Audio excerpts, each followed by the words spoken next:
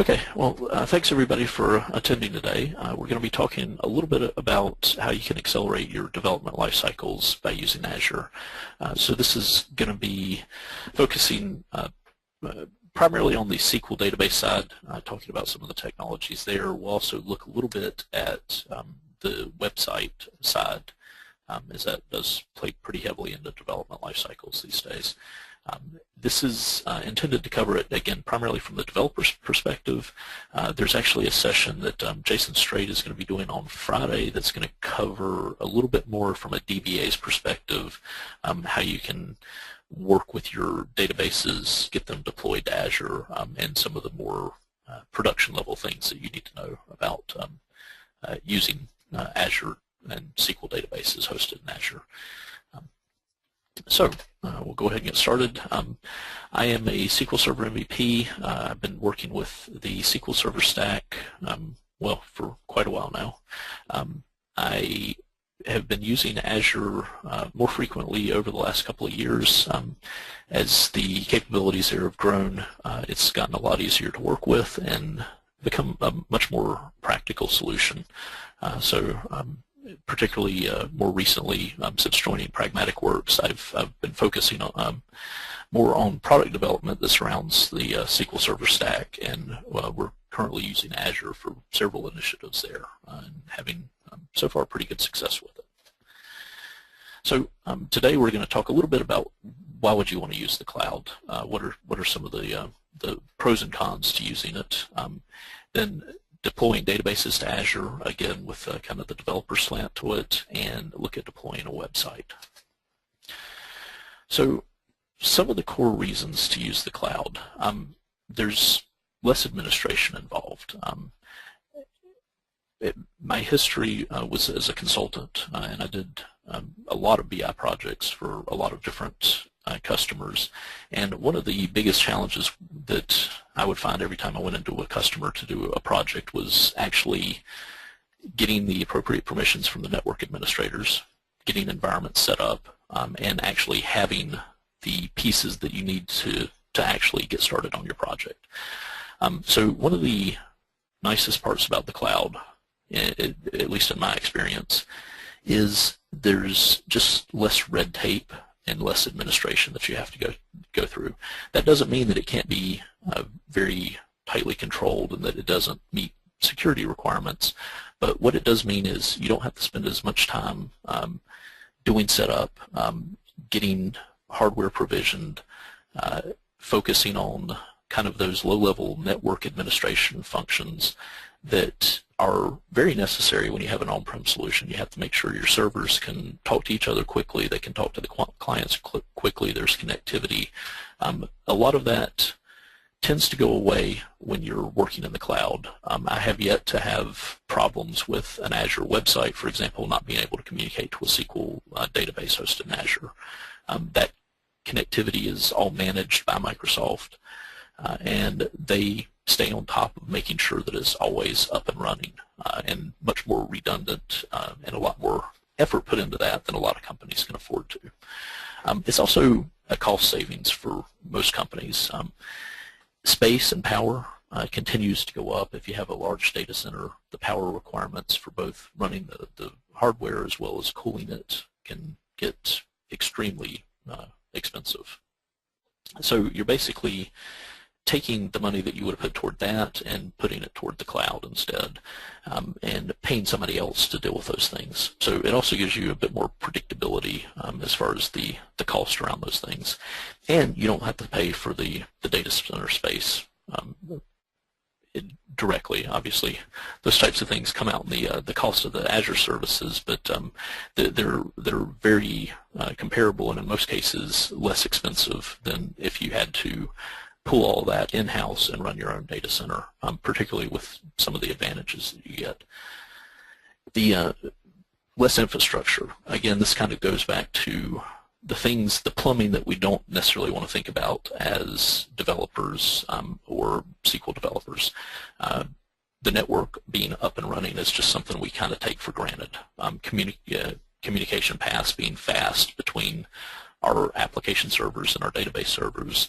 Again, that should just happen In a lot of organizations, though, it doesn't just happen. It's actually a pretty large dedicated team assigned to making that happen. So by putting it in the cloud, you're basically shifting the effort there to somebody else to take care of. And it's kind of nice from the standpoint that it becomes their problem to make sure that's up and running properly. It also reduces costs because you have less licensing expense. So we'll talk about the difference between the IaaS, infrastructure as a service, and the PaaS, platform as a service, in just a second. But with both options, platform as a service and infrastructure as a service, you get certain licenses basically baked into what you're already paying for. So the fee that you pay to use the services includes the cost of licensing. That's not 100%, so there's definitely Microsoft can't make anything too easy when it comes to licensing, but so you do have to do a little bit of research to understand exactly what you're getting with each option. But particularly for the platform as a service, it basically removes the licensing aspect of things as something you have to really give a lot of thought to. You just buy the service, you use the service, the software that's being used under the covers, you don't really have to worry about. Another thing that CIOs and CTOs tend to focus in on about the cloud is this is an operational expense rather than being a capital expense.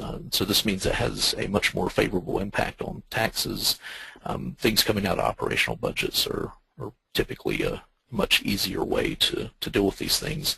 And you're not having to go out and buy a lot of hardware that you now have to depreciate over time, and ending up with something that over time loses value, and at the end of the day is still considered an asset, but realistically, how many of us look at computers that we've had for 5 years and really consider that an asset, or is it just something that's taking up space and you have to figure out a way to get rid of?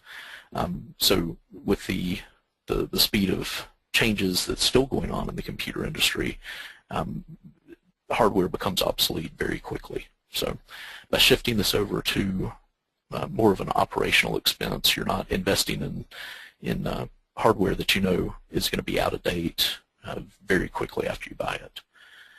Another big benefit of using the cloud to host your development and to take advantage of it is you have built-in upgrades. So this can be a little scary, but it's also a really big plus. The idea here is that you get upgrades from multiple angles. One angle is as Microsoft rolls out new versions of software like SQL Server. Well, if you're using the Azure SQL database, you get those new features first, and you get them automatically. You don't necessarily have to invest in going through a migration process every time a new version of the SQL Server stack releases. You don't have to go through all the pain of backing up servers and then installing a new version of the SQL Server software. The new features just roll out in it automatically, and they light up so you can make use of them.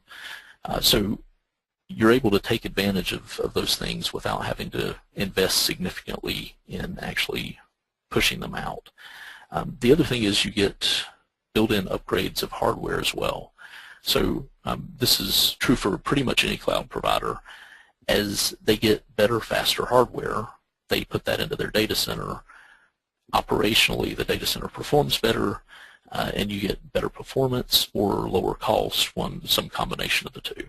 So the flip side is if you're buying your hardware and hosting it in-house, that doesn't get cheaper over time. It tends to actually cost you more because the resources that you use to administer it, maintain it, tend to cost more over time. Whereas if you look at platform as a service in particular, the costs on that tend to go down over time. You get more computing power for less money as the hardware in the data center improves, and as Microsoft's able to scale up and offer the same services for a lower cost because of the efficiencies of scale that they get.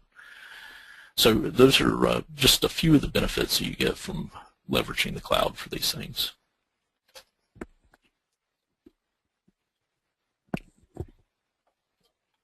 So I mentioned infrastructure as a service and platform as a service. These are two flavors of using the cloud, and it's important to understand the difference between the two. Today I'm going to focus more on platform as a service, but I want to talk about the pros and cons of each. Infrastructure as a service really boils down to more, here is your network, here are the physical machines that are going to host the software that you use, but it's not actually replacing the full control of it. So typically in infrastructure as a service, you're hosting virtual machines in the cloud. The physical hardware is still an abstraction. The networking, etc., all that is managed by the cloud provider. You still have a machine that you connect to. It just happens to be a virtual machine that's hosted by somebody else. So this takes away barriers that are often encountered as you embark on new projects of, do we have the appropriate physical resources? Do we have a computer with enough RAM, enough hard drive space? Do we have a network that's going to support the bandwidth that we need already in place? Do we have heating and cooling available for this new server that needs to come in for this project? By using infrastructure as a service, you can basically say, none of that is a problem. We're just going to host this in the cloud. We're going to set up a virtual machine. We're going to pick a certain level of performance that we want for that virtual machine. And then we can still have the flexibility within the context of the virtual machine to install whatever software, whatever configuration that we want to use within that. So that's definitely a plus. Infrastructure as a service has some problems from my perspective in that you are removed from the physical hardware at that point. So in some cases you might need to actually get in and deal with the physical hardware. That's occasionally still a need that we have. It's less and less these days though. Most companies are moving to virtual machine hosting even internally, regardless of whether or not this is hosted in the cloud. They're using virtual machines. So more and more physical hardware tuning isn't as big of a deal, except for, again, very low-level teams that focus on optimizing the physical host for virtual machines. Infrastructure as a service also still means that you are responsible for maintaining the software inside of your virtual machine. So in that virtual machine, if you have the Windows Server operating system loaded up and you have SQL Server running, then you're basically responsible for keeping the OS patched and secure. You're responsible for keeping SQL Server patched and secure. Because they are just hosting a virtual machine for you, you're responsible for what happens in the virtual machine. So while it still gives you a lot of flexibility for interacting with how the system is set up, the software is set up, you also still have the responsibility of making sure that that's all done properly. So this doesn't take away quite as much of the need for administrative overhead. Platform as a service, on the other hand, really says, okay, we've got defined components in Azure. We've got SQL databases, we've got websites, we've got notification hubs. These are components or services that Azure provides that you can just use as building blocks for your applications. So the advantage here is it not only takes out the infrastructure, the network, and the hardware side of things, it also takes out configuration and management of those low-lying pieces of software as being something you have to worry about. So for example, excuse me, as an example, configuring internet information services on Windows Server can be a fairly complex thing. If you have a large website installation, that can even involve a full-time administrator just to make sure that that aspect of the server software is up and running properly, behaving as you expect. Whereas with Azure,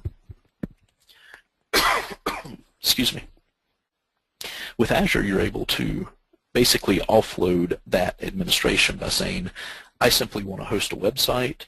I have some dials and some levers that I can twist to control performance and how that website's configured. I don't have as much flexibility in it, so I can't control every last thing about how the IIS server is set up. but I get enough control to make sure my website's operating the way I want, and I don't have to worry about things like security patches. I don't have to worry about things like managing the memory allocations on the host server. That's all taken care of. It's somebody else's responsibility. So platform as a service definitely moves you more towards the being able to focus in on the core aspects of your business, which in the context of this presentation is delivering data and software that accesses that data, rather than having to worry about the infrastructure to even begin running that. So both of these things are good things. I definitely see the platform as a service as being a step further along the continuum. As you go through that continuum, it's less control, but also less responsibility and less administration, infrastructure things that you have to worry about. Some of the downsides with cloud in general, the biggest barrier, I think, for a lot of people is perceived barrier, I'm going to say, is security. People worry about having their data hosted in the cloud. They worry about the ability to access it. These days, that's becoming, as I mentioned, more of a perceived barrier than a real barrier. So many companies have so much of their stuff available via the internet already, and they use the internet heavily for so many parts of their business that if they really looked hard at how much of their data is moving through public internets already, they would probably be very shocked, even from the standpoint of just email. How many companies still email large numbers of Excel spreadsheets around that have critical business data? It tends to happen incredibly frequently for most companies, and those Excel spreadsheets often contain a lot of very detailed information about companies' businesses. So there's certainly that is a barrier that companies run into. I don't really feel like it's as much of a drawback these days. Another one is bandwidth. So if you're moving large amounts of data, bandwidth from your company's network to the cloud can definitely be a barrier. As more regional centers are opened up by the different hosting providers, Azure has actually a pretty fair number geographically at this point. You can pick centers that are closer to you geographically. It tends to improve the performance, but there are still problems if you want to upload 50 gigs to a SQL database hosted in Azure. It's 50 gigs takes days to upload still over pretty much most people's bandwidth connections. So you have to look at alternatives for some of those things. Azure now has the ability that you can send them hard drives that they can load into the data centers, which is there's a almost virtually unlimited bandwidth in terms of trucks being able to move hard drives around the country. So that's still the fastest way to really load large amounts of data. Outside of that, I truly haven't found a lot of disadvantages when it comes to the cloud. The types of things that you don't have direct control over just doesn't affect applications as much these days as it used to. So if I was developing a new application that required a high level of security and required very, very detailed performance tuning, then I would be a little bit more hesitant to put that in the cloud. For a typical line of business application that's going to maybe not have extremely sensitive information, then putting that in the cloud really has no barrier. Even something that does have sensitive business information, there's certain steps you need to take, but it can still be hosted in the cloud quite successfully. One of the big speeds of the cloud that I've observed is in the app dev cycle. There's often this process that we go through.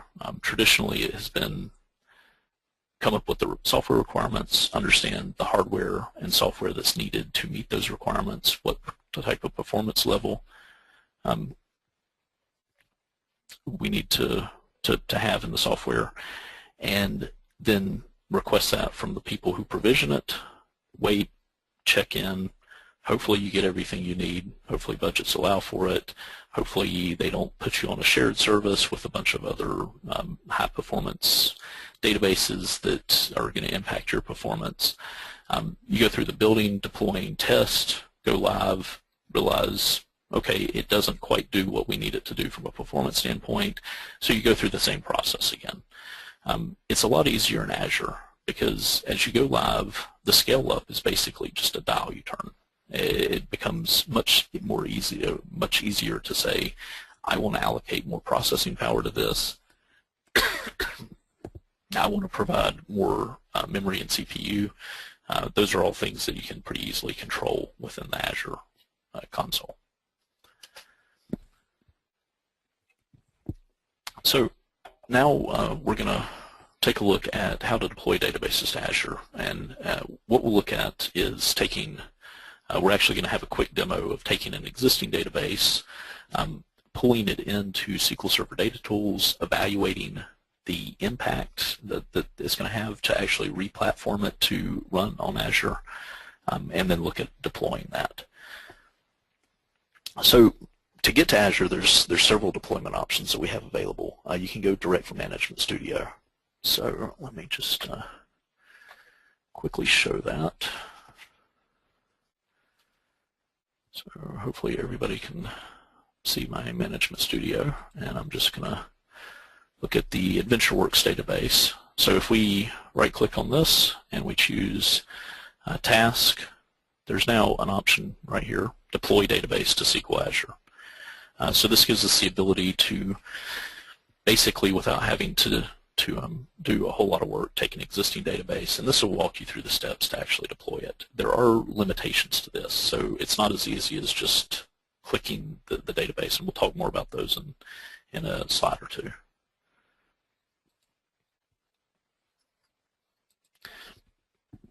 You can also use a DACPAC that's uploaded to SQL Azure, or not to SQL Azure, but to Azure Blob Storage.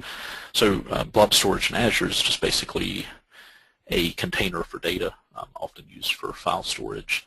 A DACPAC is a file, we'll talk about the format of it in just another slide, that represents the schema from a SQL server. You can upload it to Blob Storage, and then from within the Azure Management Console, point the SQL database to import the DACPAC.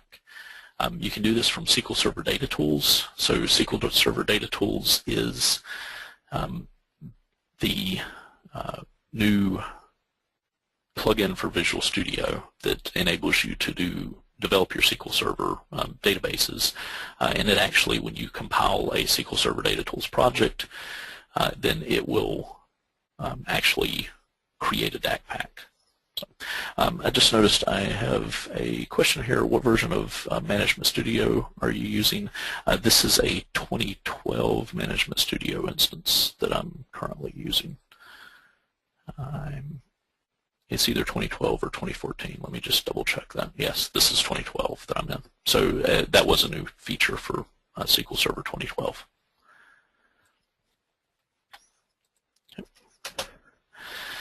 Okay, so we talked about the options in Management Studio to do a direct deployment.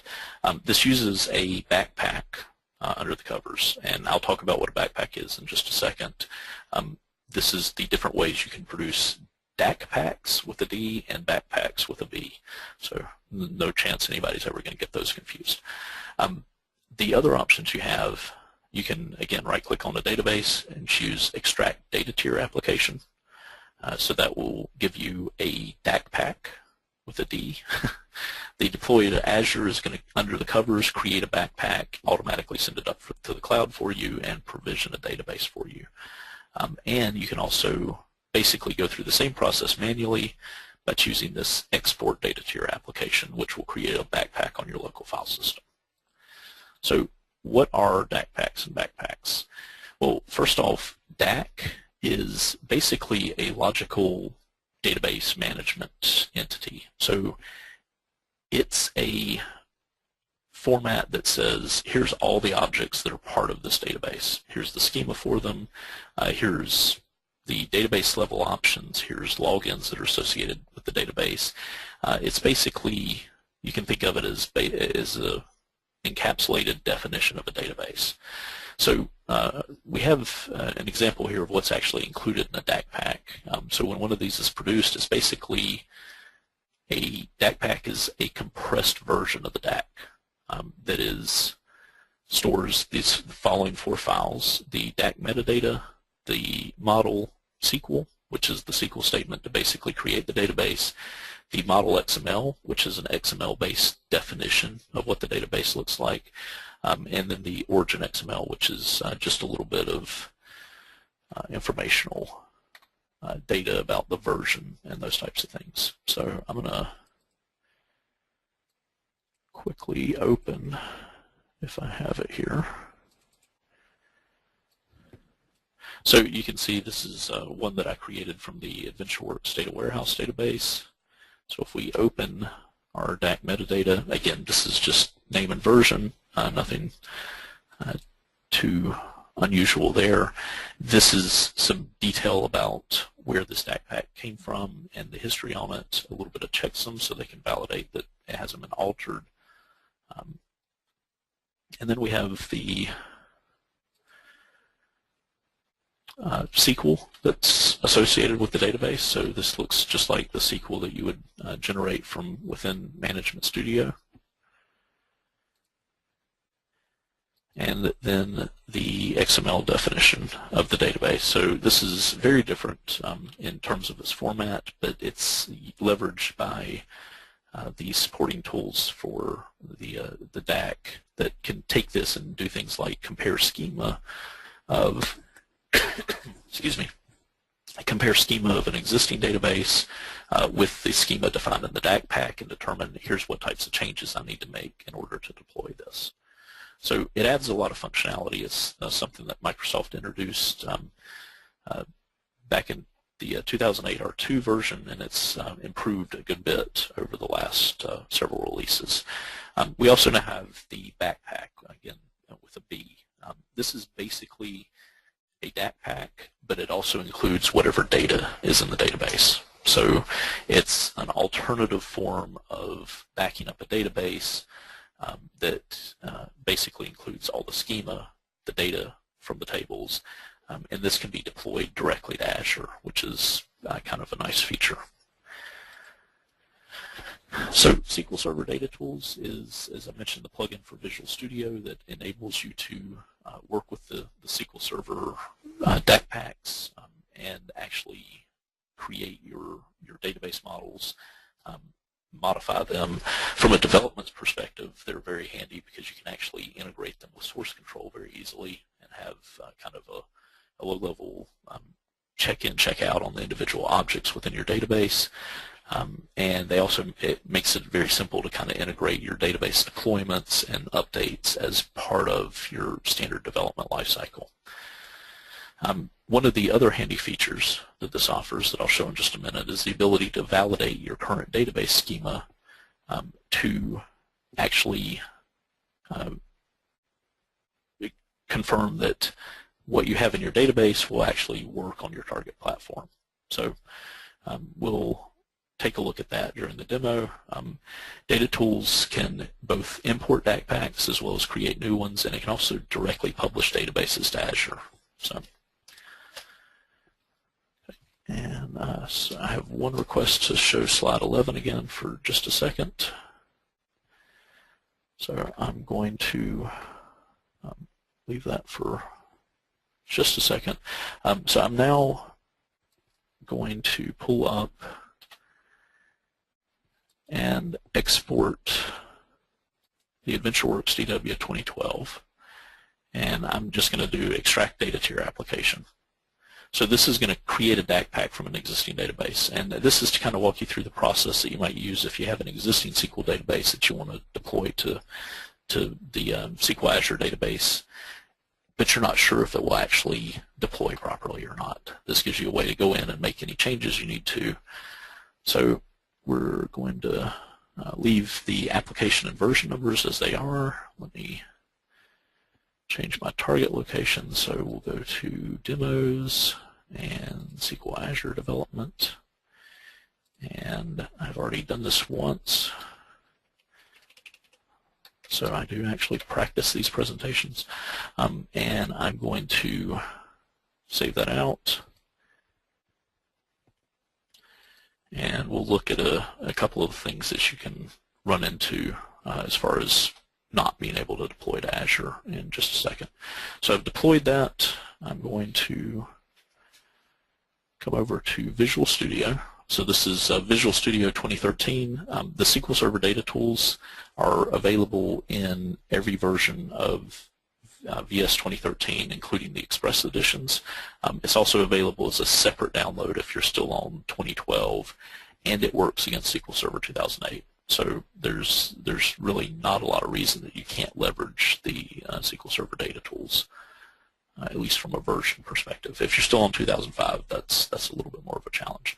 So I'm going to create a new project. I already have one in here, but we'll do a new one just to show that there's no smoke and mirrors. So I'm going to create a database project. I'm going to call this AW2. Click OK. So this gives me an empty data tier project, and I'm going to choose that I want to import the DACPAC. You could also import directly from the database. I'm going to browse to the folder, grab number 2, and click Start. This will run for just a second. So I've already gone through this process with the Azure, the AdventureWorks DW that's up here. That's the one we'll actually deploy because I already have it configured to point to my Azure database. But we'll look at this one to get an idea of what you can do with the data tools. So one of the first things we want to do, we just imported this. By default, when we created the new project, it targeted SQL Server 2014 because they have support for the 2014 tool. I want to change my target platform and tell it I want to use an Azure SQL database. So the nice part about this is as soon as I make that change, I can save, and I can close this, and I can choose Build. And let's just build AW2 for right now. So we get a lot of issues right off the bat. So this is nice because it tells us what's in our database that Azure is not going to support. Fortunately, most of these are fairly simple things.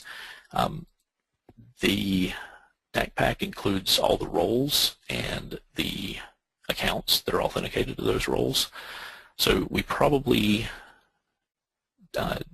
don't want to do that for Azure. It's not a supported, altering roles isn't supported for Azure. So we want to get rid of role memberships. I'm just going to drop that whole file. And if we look back at our error list, you can't have Windows authentication users in Azure. So I'm going to go ahead and basically drop these other 3 because they're all based on Windows authentication.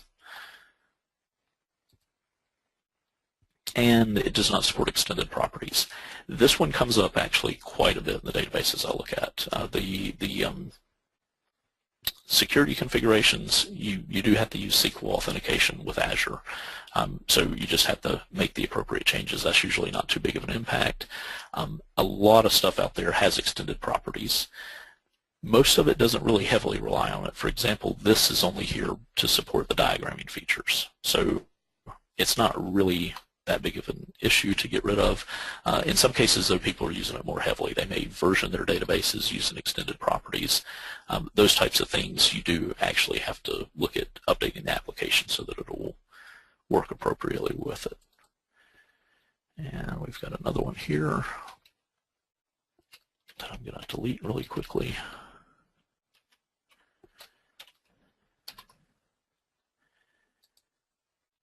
And clustered indexes. So SQL Azure requires that you have clustered indexes on every table that's created in it.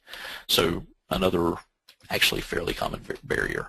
Some of the other ones that tend to come up, things like full text indexing is not supported.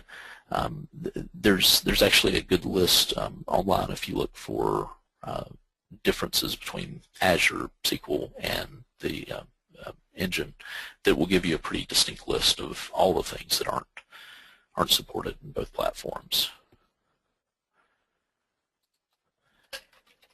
And I highly recommend taking a look at that prior to doing a migration. Sorry, and that needs to be not null. So heap tables, definitely a little bit of an issue. Our build version here is also using a not null primary key. And then finally, fact finance.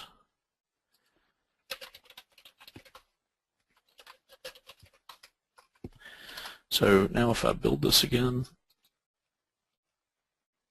then I should come up with a clean bill of health this time. So no issues at this point.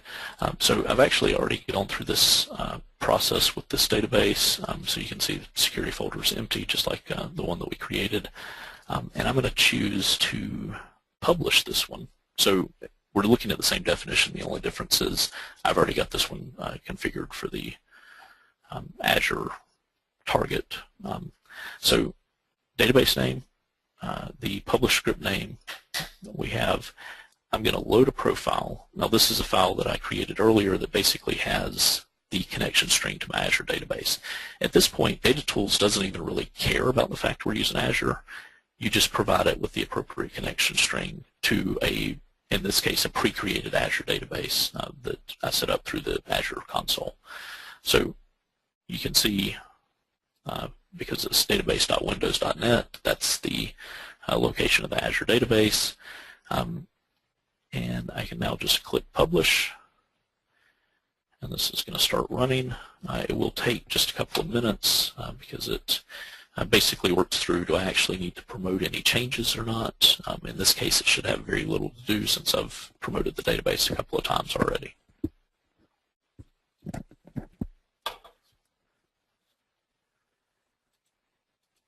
Okay. And let me just flip back here. So we are almost done with the processing. As you can see down at the bottom of the screen, it has finished publishing successfully. And if I pull up my Azure console, then you can see we have the AdventureWorks SQL database here. And you can see we've had some activity on it, a little tiny spike. Again, we didn't actually have to do that much. And I could go in to manage this. Again, this is all happening through the Azure portal right now. And we'll wait for just a second while the console loads. And I need to provide my username and my password.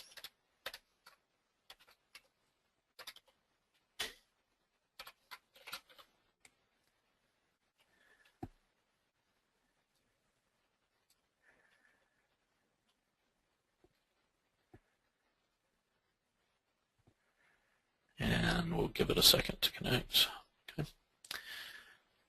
And we have our database up there, and if we wanted to look at design, we can see the list of tables that are out there. So you can see it deployed successfully, didn't have any issues there. Creating this database is actually very easy. You say new, and in this case I already have the database selected, so we can do a quick create or a custom create.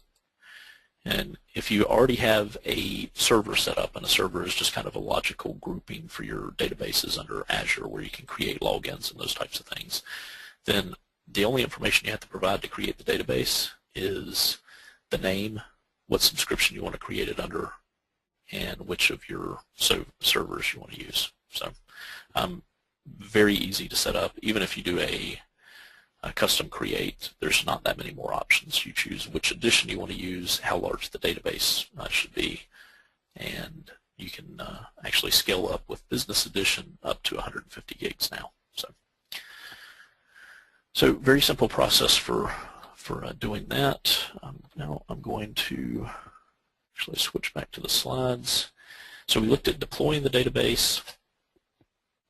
Now let's look at deploying a website. This will be a little bit quicker. I'm not going to go through all the coding side of the website, and I just want to give everybody kind of a feel for what it looks like to set that up in Azure.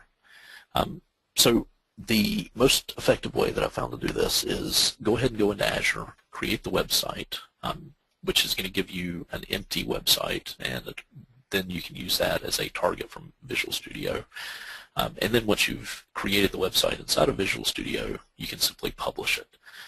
So the standard publishing that's integrated in Visual Studio gives you the ability to basically right-click on a web project and say, I want to publish to one of multiple locations, and one of the listed targets is Azure. So let's take a quick look at that. So I have a pre-created website in Visual Studio. This is our AdventureWorks test. I am not going to go through all the code in this.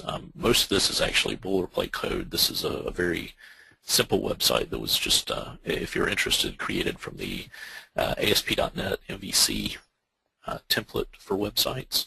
So the bulk of the code here was actually all pre-generated. I tweaked a couple of very small settings. And before I do that, we're going to go back. Oops, sorry, wrong thing. We're going to go back to our portal. So websites, again, this is a very easy creation process. I've already, again, created one that we're going to use as our target for pushing from Visual Studio. But if I wanted to create a new one, I have, let's just look at custom create. I do really nothing more than give it an URL, tell it which hosting plan I want to use, pick the region. I will speak just briefly to regions. I mentioned this before, but if you have you want to try to make sure your regions are aligned for websites and SQL databases. Communication within a data center is free in Azure. So if you have a website that's in the same data center as the database, there's no cost for the transfer of information between those two. So that'll save you a little bit of money, and as important, it will also be faster because they have very fast pipes within the data center. It's a little bit slower when you start going across data centers. So ideally, you want to make sure the region for your website matches the region that you picked for your database. And if you wanted to, you can actually create a database, or you can pick existing ones that are already part of your subscription. So we have a question here. If a database is deployed in Azure, AD accounts shouldn't be used, SQL accounts only. That is correct. Right now, I don't believe you can use AD accounts with the SQL databases. They're working on, I think, more support for that type of thing. There is a directory manager. Let me just go over to all items. So you can see I have a directory service running as part of my Azure subscription. However, it's not integrated with like my local Active Directory as an example. You can leverage this, but the SQL database doesn't use it for security right now. It's still SQL authentication for the SQL databases.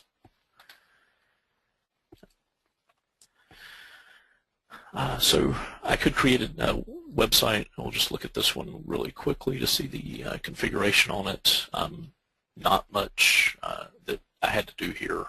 Again, when you create it, it all defaults to using mostly the latest versions of things, .NET 4.5. These are all things that are just available to my website. If I wanted to use a different version, all I have to do is click which version I want to use. So as I mentioned before, from an administration standpoint, much easier to configure and a lot less overhead in order to do that. So let's go back to Visual Studio, and we are going to go ahead and publish our website. So I can right-click on this. Again, this is a website project, so you can see. Let me zoom in on it. I'll see if I can zoom in on it. My zoom's not wanting to work right now. So you can see the little globe icon that indicates that it is a website project.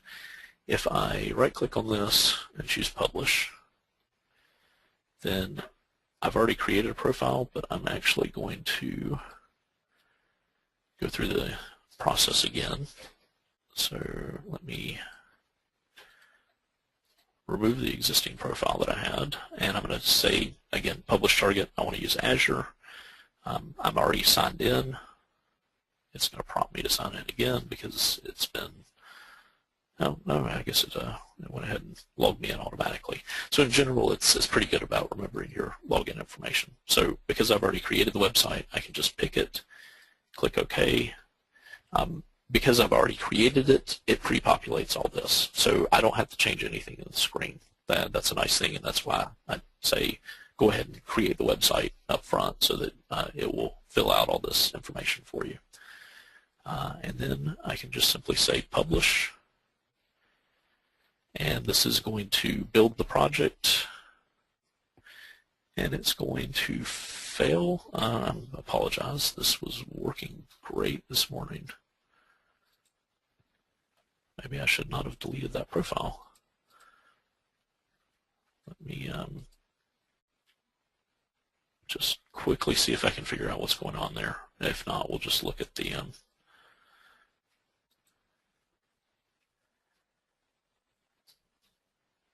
yeah, okay, this time it's publishing fine. I'm not sure what the issue there was. Okay, so this is the website, again, boilerplate ASP.NET website. I did a little bit with it, essentially just to connect it to that SQL database that we were looking at earlier. So this is looking at the dim currency table. I've got a couple of values in here. This is actually live, so let's put in the currency name for pesos, so I can put that in. If I go back to Visual Studio, and I'm going to just change my details. Actually, let's change the index view. So here where it says create new, I'm going to change the content a little bit just so we can see it actually change. I'm going to republish.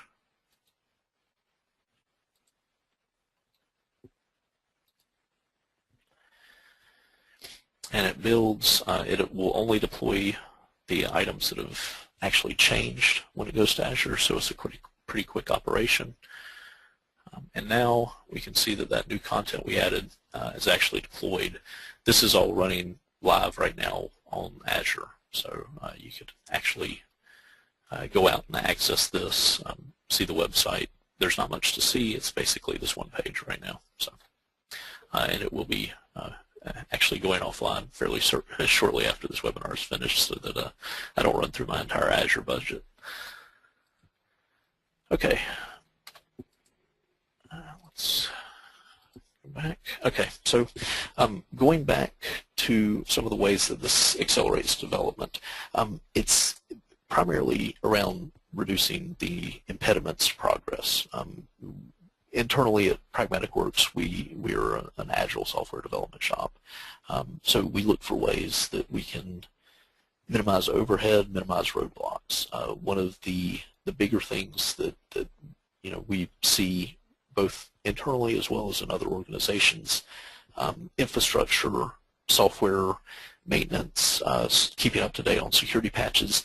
That's not really our business. That's not something that makes us money. Deploying patches is not something that we can look at and say, oh, here's revenue attached to that. It's a cost of doing business. We have to keep the patches deployed so that our servers are secure, but it's not something that directly contributes to the bottom line. By taking those things that are a cost of doing business and offloading them to somebody who really focuses in on that, does it well, does it at scale, so they're able to offer the solutions at a much more cost-effective rate. Obviously any company can hire somebody to manage that or hire multiple somebodies to manage that, but in a lot of cases it's just more cost-effective to outsource that to somebody else. In this case, we're outsourcing it to somebody who's got a systematic approach to managing it.